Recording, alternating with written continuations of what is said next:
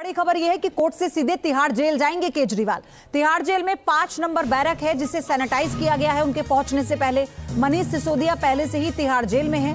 15 अप्रैल तक न्यायिक हिरासत में है अरविंद केजरीवाल। ये बड़ी खबर। आज कोर्ट में पेशी के दौरान ईडी ने रिमांड को आगे बढ़ाने की मांग नहीं की और न्यायिक हिरासत में भेजने की बात कही गई, जिसके बाद कोर्ट ने 15 अप्रैल तक न्यायिक हिरासत में अरविंद केजरीवाल को भेज दिया है। इसी दौरान अगर ईडी को लगता है कि वो दोबारा से रिमांड मांग सकती है तो वो फिर से कोर्ट में रिमांड की मांग करेगी, लेकिन 15 तारीख तक, 15 अप्रैल तक यानी 14 दिन की न्यायिक हिरासत में अरविंद केजरीवाल को भेजा जा चुका है। ये 2 तस्वीरें आप देख लीजिए। जेल जाने से पहले तिहाड़ जेल वो हालांकि सीधे कोर्ट से जाएंगे, ये खबर है, लेकिन अनुमति मिली थी उन्हें पहले अपनी पत्नी से बात करने की। अनुमति कोर्ट से मांगी गई थी परिवार की तरफ से और इसी दौरान आतिशी और सौरभ भारद्वाज भी अरविंद केजरीवाल से मिले।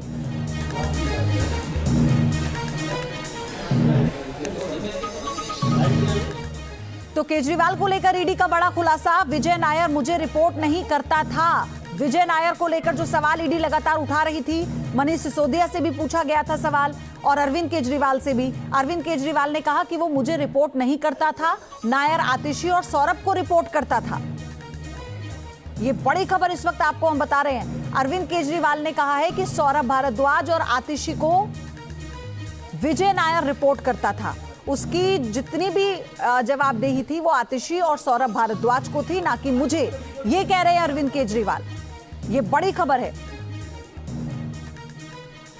तो विजय नायर जिसने पूछताछ में कई खुलासे किए थे, उसी के बिना पर ईडी ने मनीष सिसोदिया से भी पूछताछ की थी इस मामले में और मुख्यमंत्री अरविंद केजरीवाल से भी कई सवाल किए थे। हालांकि ईडी का यह भी कहना था कि कॉपरेट नहीं कर रहे हैं केजरीवाल, सवालों का जवाब ढंग से नहीं दिया जा रहा। 4 दिन पहले जो सुनवाई थी और अब इसी को लेकर 4 दिन की और रिमांड दी गई थी कोर्ट की तरफ से। और आज जब पेश हुए तो ईडी ने रिमांड को बढ़ाने की मांग नहीं की थी, बल्कि न्यायिक कस्टडी में जाने की बात कही थी।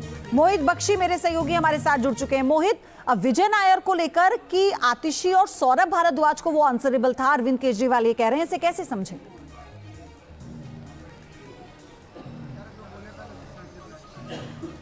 देखिए, इसको समझने का ये भी तरीका है कि जो पूरा मामला है उसमें विजय नायर क्या कर रहे थे। विजय नायर जो मीडिया मैनेजमेंट का काम था वो कर रहे थे और उनके ऊपर जो एक हायरार्की के तौर पर जो बॉसेस थे, एक तरीके से जो सूत्र बता रहे हैं, जो कहा गया है उसके मुताबिक आतिशी और सौरभ भारद्वाज थे, क्योंकि आतिशी जो सौरभ भारद्वाज थे वो चीफ मीडिया स्पोक्सपर्सन थे, यानी कि मीडिया के जो मुख्य प्रवक्ता थे उसका काम वो निभाते थे। तो ऐसे में टीवी या फिर प्रिंट मीडिया से रिलेटेड जो काम होता था, जो पॉलिटिकल पार्टीज में होता है, वो काम जो है वो ये सौरभ भारद्वाज और आतिशी को बताया जाता था विजय नायर के द्वारा। ये कहा गया है जो सूत्र बता रहे हैं उसके मुताबिक। हालांकि अभी ईडी इसको किस तरीके से लेती है, क्योंकि ईडी का कहना है कि विजय नायर जो है वो किंग पिन था उससे पहले, क्योंकि मुख्यमंत्री से पहले विजय नायर को भी किंग पिन बताया गया था। तो उसमें ये क्या किस तरीके से कोर्ट में पेश किया जाता है इस बात को, क्या सबूत इसके लिए रखे जाते हैं, क्या वाकई पूछताछ के लिए आतिशी और सौरभ भारद्वाज को बुलाया जाता है और बुलाया जाता है तो क्या पूछा जाता है। क्योंकि आपको मैं बता दूं कि कैलाश गहलोत जो मंत्री हैं अभी वर्तमान में, उनसे भी 2 दिन पहले पूछताछ हुई है और उनसे भी विजय नायर से के संबंध में पूछताछ की गई है, क्योंकि ये कहा गया कि विजय नायर उनके घर में रहता था। अब ये जो नई बात सामने आई है, इसको ईडी किस तरीके से पूरे केस में जोड़ती है या फिर वाकई अभी तक जितनी भी पूछताछ हुई है मोहित, चाहे फिर वो मनीष सिसोदिया हो या फिर उस दौरान चाहे आपने कहा कि मुख्यमंत्री अरविंद केजरीवाल हो या फिर इनके दूसरे विधायक क्यों ना हो पार्टी के, अगर इनसे किसी गवाह को लेकर कोई सवाल पूछा जाता है तो हम ये देख रहे हैं कि एक दूसरे पर ये लोग आगे उसको सवाल को पास कर देते हैं। ये मनीष सिसोदिया भी कर रहे थे। के कविता को लेकर सवाल पूछे गए तो सूत्र बता रहे थे कि अरविंद केजरीवाल के नाम का जिक्र उन्होंने किया। ये क्या बता रहा है? क्या ये बहुत कंफ्यूजन क्रिएट कर रहा है इसमें?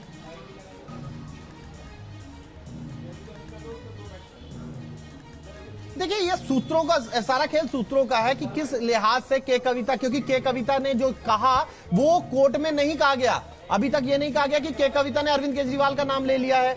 ये जरूर कहा गया कि बड़े बड़े मामले नाम जुड़े हुए हैं। के कविता को जुडिशियल कस्टडी में भेज दिया गया। उसके बाद जब मुख्यमंत्री अरविंद केजरीवाल की गिरफ्तारी हुई थी, क्या बात हुई, क्या जो पटल पर, जो कोर्ट के पटल पर रखा जाता है, यानी कि कोर्ट के सामने रखा जाता है, वो सबसे ज्यादा अहम हो जाता है। अब ऐसे में क्या कोर्ट के सामने दलील पेश की जाएगी? क्योंकि आपको याद होगा 150 पन्नों की जो डोजियर की बात कही गई थी, वो कि 150 पन्नों का 2 ऑफिसर्स का डोजियर जो है वो मुख्यमंत्री अरविंद केजरीवाल के घर से मिला है, लेकिन उसके बाद बारे में कोर्ट में अभी बात नहीं की गई है। तो कई चीजें ऐसी हैं जो ईडी अपनी जांच के लिए, ट्रायल के लिए रखती है। हमें देखना यह है कि कौन कौन सी बात जो है वो ट्रायल में रखती है और आधिकारिक रूप से उन पर बात तो अब इस बात की पूरी संभावना है मोहित की आतिशी और सौरभ भारद्वाज को भी ईडी पूछताछ के लिए बुला सकती है।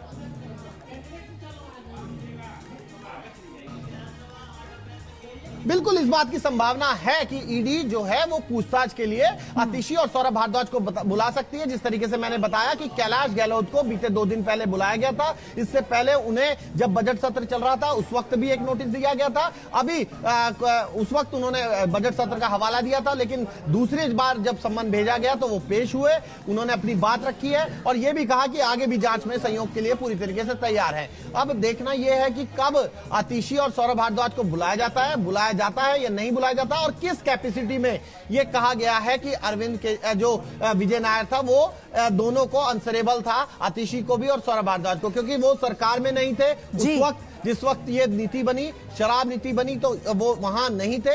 जो सूत्र बता रहे हैं वो यही है कि क्योंकि दोनों के दोनों जो हैं वो मीडिया का काम देखते थे और जो विजय नायर है वो मीडिया का काम देखता था और उन्हीं से उस मामले में वो सारी बातें रखता था। जी आप बने रहिए मोहित, आपके पास आऊंगी। एक और जानकारी दर्शकों तक पहुंचा दे। वहीं बीजेपी का ये कहना है कि देश में कानून के ऊपर कोई नहीं, भ्रष्टाचारी घोटालेबाज सभी जेल जाएंगे। पूरे विश्व के अंदर भारत की न्याय व्यवस्था की स्वतंत्रता और निष्पक्षता की दुनिया शपथ लेती है और कानून अपना कार्य कर रहा है। कोई भी व्यक्ति व वंश या संगठन या पार्टी कानून व इंस्टीट्यूशन से ऊपर नहीं है। लुटेरे, भ्रष्टाचारी, घोटालेबाजी करने वाले लोगों पर कठोर कार्रवाई होनी चाहिए। प्रधानमंत्री मोदी जी के नेतृत्व में भारतीय जनता पार्टी की 10 वर्षों से चल रही सरकार की स्पष्ट नीति है कि भ्रष्टाचार पर जीरो टॉलरेंस, करप्ट, लुटेरे, घोटालेबाज बख्शे नहीं जाएंगे। अरविंद केजरीवाल जी को आज भी ईडी की अदालत से कोई राहत नहीं मिली। जब उनकी ईडी की कस्टडी खत्म हुई तो उनको 14 दिन के लिए जुडिशियल कस्टडी में भेज दिया गया। अब तो बार बार ये चीज़ सामने आई जो अरविंद केजरीवाल जी कहते थे कोई सबूत नहीं है, मेरे खिलाफ कोई सबूत नहीं है। इतने पुख्ता सबूत हैं। ईडी की कस्टडी खत्म होने के बाद भी आपको कोई छोड़ नहीं रहा, आपको 14 दिन के लिए जेल भेजा जा रहा है। अरविंद केजरीवाल जी, आप अपने मोबाइल के पासवर्ड तक नहीं आपने दिए अब तक। अगर आपके पास छुपाने को कुछ नहीं था तो आपको देने चाहिए थे, और आप ईडी को नहीं देने चाहते थे। कोर्ट में खोल के सबके सामने दिखा देते। जिस जज के सामने आप चिल्ला के कह रहे थे मैं बोला, उसी जज साहब के सामने पासवर्ड दे देते कि देखिए ये पासवर्ड देखिए, मैं सारा फोन खोल के दिखा रहा हूँ, ये देख लीजिए।